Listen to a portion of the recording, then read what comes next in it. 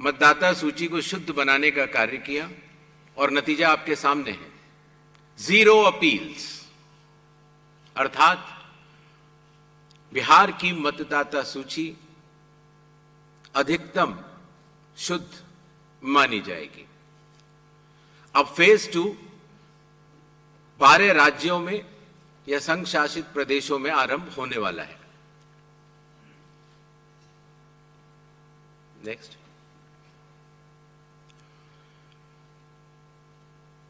किसी भी मतदाता के लिए जो उसकी अर्हताएं हैं वो संविधान के अनुच्छेद 326 में लिखी गई हैं, अर्थात भारत का नागरिक होना, कम से कम आयु 18 वर्ष की होना, उस विधानसभा क्षेत्र का सामान्य निवासी होना और किसी अन्य कानून से उसको डिस्क्वालीफाई न किया गया हो।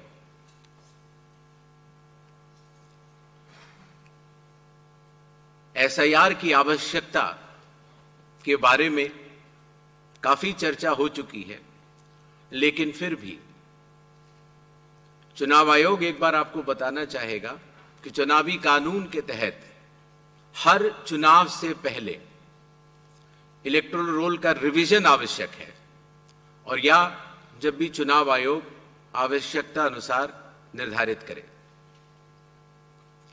विगत कुछ दशकों से लगभग हर राजनीतिक पार्टी ने मतदाता सूची के शुद्ध न होने के ऊपर चुनाव आयोग को लगातार शिकायतें दी हैं। पहले सन 1951 से लेकर 2004 तक लगभग 8 बार स्पेशल इंटेंसिव रिवीजन इस देश में चुनाव आयोग ने कराया है, और आखिरी इंटेंसिव रिवीजन लगभग 21 साल पहले 2002 से लेकर 2004 की मियाद में पूरा किया गया था।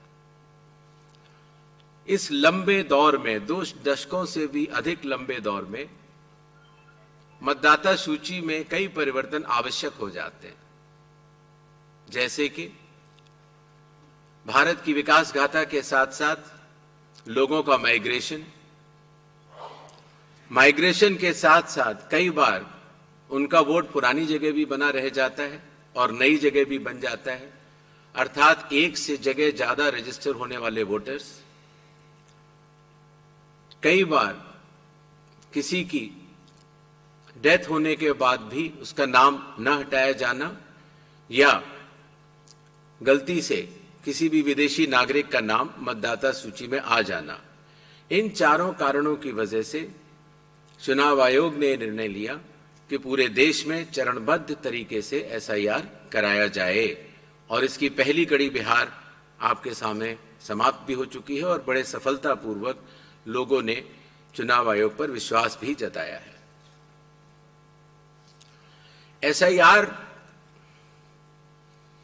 करते समय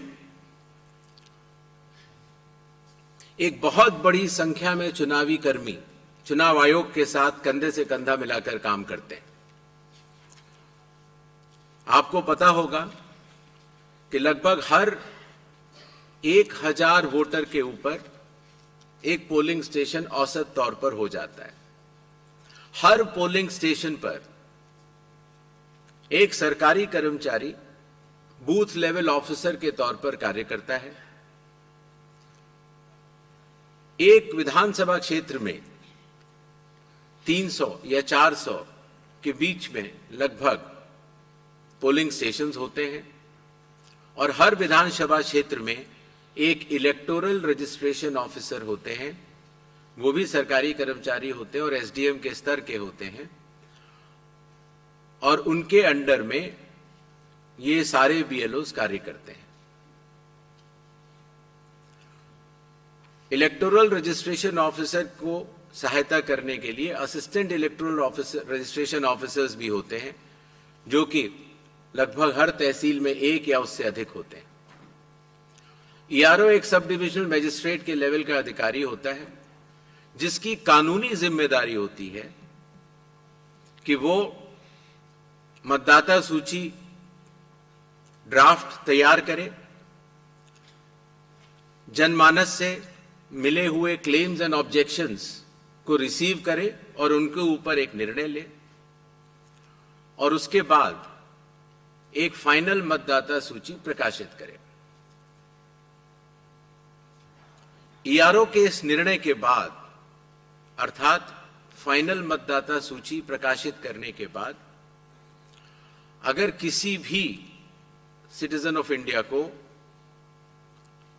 उस विधानसभा क्षेत्र में रहने वाले किसी भी मतदाता को अगर कोई भी अपील करनी हो तो वो उस जिले के जिला अधिकारी के पास कर सकता है, और अगर वह जिलाधिकारी के निर्णय से भी असंतुष्ट हो तो उस राज्य के चीफ इलेक्टोरल ऑफिसर के पास अपनी सेकंड अपील दायर कर सकता है।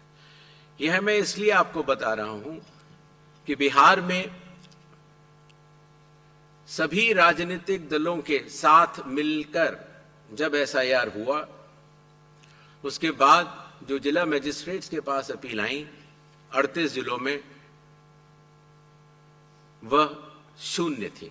अर्थात ईआरओ और इलेक्टर्स ने मिलकर और बूथ लेवल एजेंट्स ने मिलकर बहुत ही अच्छा काम किया।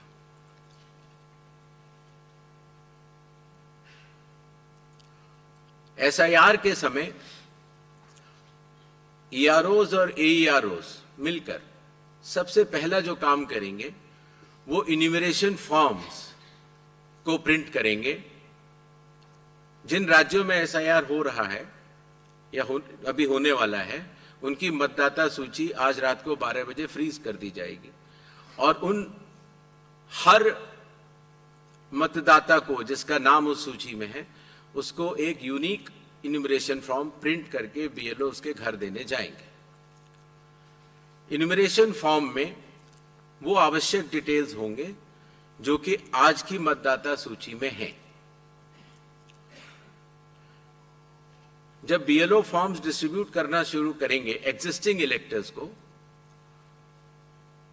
उसके बाद इन्यूमरेशन फॉर्म में जिसका भी नाम है वो उसको लिंक करने का प्रयास करेंगे कि क्या उन्हीं का नाम 2003 की सूची में था। अगर था तो उनको कोई भी कागज और नहीं देने होंगे। इसी तरीके से अगर उनका नाम स्वयं नहीं था और उनके पिताजी या माताजी का नाम था तो भी उनको कोई और कागज नहीं देने होंगे। तो ये लिंकिंग और मैचिंग, बिहार जब हमने एसआईआर किया था तो सिर्फ बिहार की अवेलेबल थी, और आज पूरे देश की 2002 से 4 में हुए एसआईआर की मतदाता सूची जो लिंक दिया गया है voters.eci.gov.in पर कोई भी देख सकता है और इस मैचिंग को स्वयं भी कर सकता है। बीएलओज, बूथ लेवल ऑफिसर्स एसआईआर की प्रमुख कड़ी होते हैं। जब वो घर जाते हैं तो कई बार ऐसा भी हो सकता है कि किसी और व्यक्ति की उम्र उस घर में 18 साल के ऊपर की हो गई हो, तो हाथ की हाथ उसी समय वो उनका फॉर्म 6 भी भरवा लेंगे और डिक्लेरेशन भी ले लेंगे और उसकी मैचिंग और लिंकिंग भी पुराने एसआईआर से कर लेंगे। कई बार हमारे मतदाता अगर पढ़ने या लिखने में उनको दिक्कत है तो बूथ लेवल ऑफिसर उनको इन्यूमरेशन फॉर्म भरने में मदद भी करेगा, और मदद करने के बाद इस तरह के सारे इन्यूमरेशन फॉर्म्स मैचिंग और लिंकिंग करने के बाद वो ईआरओ और एईआरओ को जमा करेगा।